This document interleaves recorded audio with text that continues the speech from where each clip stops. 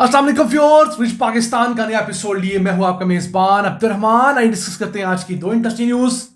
Pakistan railway ने अपनी सलाहियतों को इस्तेमाल करते हुए मुल्क के अंदर 295 जदीद तरीन हाई कैपेसिटी वैगन्स बनाने का फैसला किया है और ये मुकम्मल तौर पर पाकिस्तानी बनाएंगे, पाकिस्तानी रिसोर्स इस्तेमाल करते हुए। याद रहे, इससे पहले हम चाइना की मदद से भी सैकड़ों की तादाद में वैगनें बना चुके हैं। अब ये जो पाकिस्तान में बनेगी, इनकी क्या खासियत होगी और इसके क्या फायदे होंगे, ये आपसे डिस्कस करेंगे। जबकि आज की दूसरी खबर, एशियन डेवलपमेंट बैंक ने पाकिस्तान के अंदर सस्ती बिजली की तरसील के लिए एक अहम मंसूबे को लोन देने का ऐलान किया है, जिसके जरिए इस्लामाबाद और फैसलाबाद के अंदर जो सनती जोन्स हैं वहां सस्ती पन बिजली पहुंच सकेगी। इस लोन से मुतालिक क्या तफसीलात हैं, ये आपको प्रोग्राम के दूसरे से बताएंगे।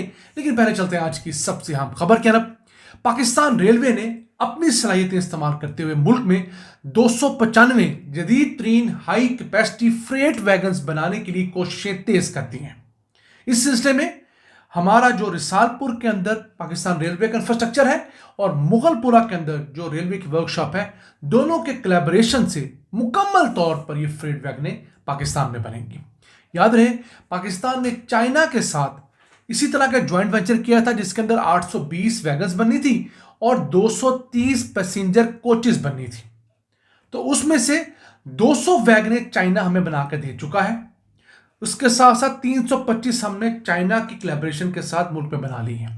अब जो उसका आखिरी बैच है वो हम खुद बनाएंगे मुकम्मल तौर पर। हमारे इंजीनियर्स, हमारे टेक्नीशियंस ट्रेन हो चुके हैं। हमारे पास ये वैगनें मुल्क में बनाने के लिए तमाम इंफ्रास्ट्रक्चर अब मौजूद है।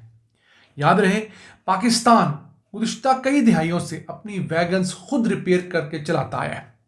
रेलवे के पास 11,600 से ज़्यादा फ्रेट वैगन्स हैं जो सामान की तरसील के लिए इस्तेमाल होती हैं।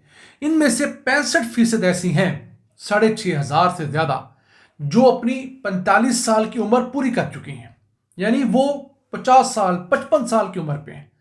उसका नुकसान ये हो रहा है कि उनकी मेंटेनेंस बार बार करनी पड़ती है, उसके ऊपर कॉस्ट ज़्यादा आती है, फिर वो स्लो चलती हैं, तो जो इंजन है उसके अंदर फ्यूल की कंजम्पशन ज़्यादा होती है, ग्राहक को लेट सामान मिलता है।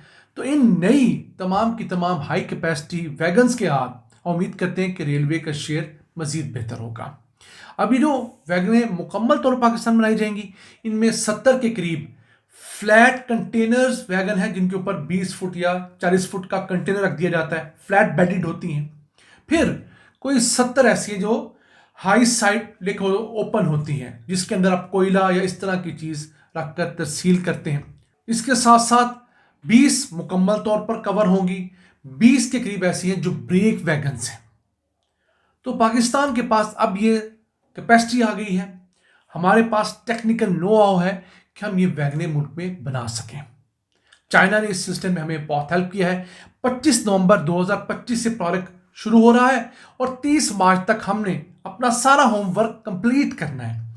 उसके बाद बाकायदा कंस्ट्रक्शन शुरू होगी और ये तमाम जो वैगनें हैं ये हम लोगों ने मिड ऑफ 2027 यानी जून तक 2027 के अंदर हमने ये बना के ऑपरेशनल करनी है।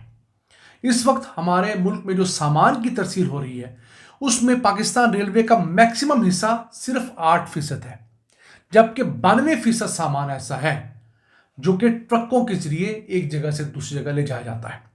और ट्रकों के जरिए भेजा जाने वाला सामान पाकिस्तान रेलवे से 3 गुना महंगा है।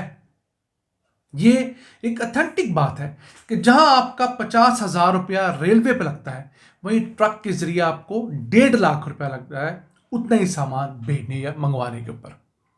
तो अगर हम रेलवे को बेहतर कर लेते हैं, हमारे एक्सपोर्टर्स, इंपोर्टर, ट्रेडर्स सब के सब इस सेक्टर को प्रेफर करेंगे, अपना सामान भिजवाएंगे, मंगवाएंगे, तो महंगाई भी कम करने में बहुत मदद मिलेगी। फिर 440 किलोमीटर उससे ज़्यादा की मुसाफत जो है वहाँ पर रेलवे अच्छा खासा सस्ता हो जाता है।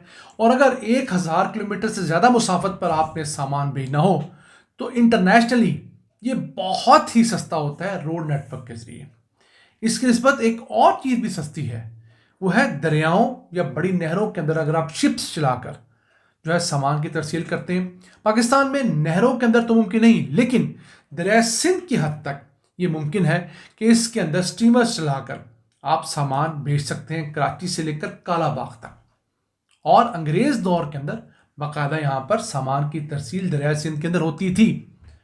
शहबाज शरीफ के आखिरी वजारत आला के टेन्योर के अंदर बाकायदा एक कंपनी बनाई गई थी इनलैंड वाटरवे के अंदर, जिसने कुछ 100-150 किलोमीटर के पैच के ऊपर पंजाब के दूध के अंदर ये ट्रायल भी किए थे। उन्होंने कोई 1-1.5 अरब रुपया इस पर खर्च भी किया। बदकिस्मती से वो कंपनी बंद कर दी गई।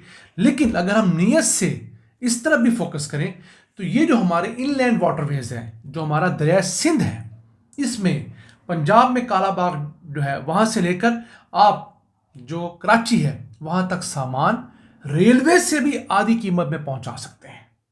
देखिए अल्लाह ताला ने हमें किन किन नेमतों से नवाजा है।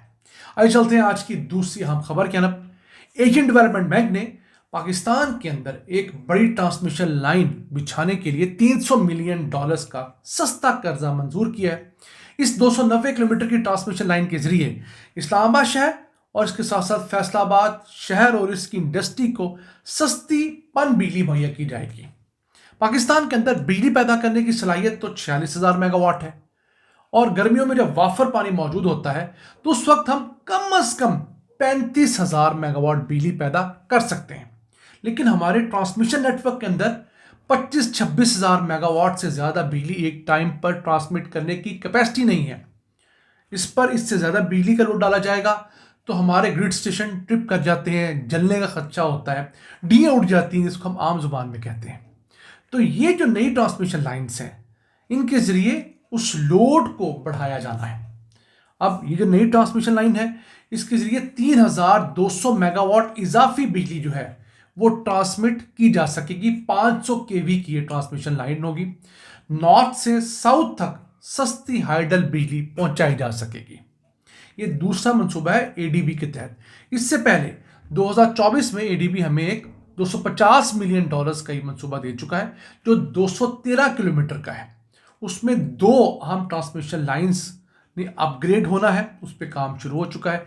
एक 83 किलोमीटर की है और एक 130 किलोमीटर की। ये खैर पख्तूनख्वा और पंजाब को आपस में कनेक्ट कर रही हैं। अब एडीबी से हमें ये कर्जा मिल रहा है, इस पर जो शरह सूद है वो तकरीबन 2% है। उसके ऊपर दीगर कॉस्ट डाल लें तो 3 से 3.5% तक ये तमाम का तमाम हमें कर्जा मिलता है। ये हम अगर नीयत से इस्तेमाल करें और इसको हम टाइमली कंप्लीट करें तो हमारे नॉर्थ में पैदा होने वाली सस्ती पन बिजली हमारे साउथ में यानी पंजाब में, सिंध में, इवन बलूचिस्तान में पहुंचाई जा सकती है। वो जो बिजली है उसकी कॉस्ट, जो जनरेशन कॉस्ट है, वो बहुत सस्ती है। तो पाकिस्तान के अंदर हमने पावर प्लांट बहुत ज़्यादा लगा लिए, लेकिन उन पावर प्लांट से बिजली की तरसील के लिए जो ट्रांसमिशन लाइंस दरकार थी, जितनी ज़्यादा चाहिए थी, जितनी कैपेसिटी की चाहिए थी, हमने वो बनाई ही नहीं। सीपेक के तहत अगर हमने 14 पावर प्लांट्स मुकम्मल किए हैं तो सिर्फ एक ट्रांसमिशन लाइन हमने मुकम्मल की है और वो भी मैक्सिमम 4,000 मेगावाट की है। सीपेक के मंसूबे ही 8,900 मेगावाट के हैं। तो हमारे पावर प्लांट्स पड़े हैं, उनसे हम बिजली इस्तेमाल नहीं कर सकते। नाज़रीन, था आज का एपिसोड। हमें उम्मीद है आपको पसंद आया होगा। अपनी सजेशंस, अपनी आराज़ से हमें आगाह रखा करें। अपने मेज़बान अब्दुर्रहमान को इजाज़त दीजिए। अल्लाह निगहबान।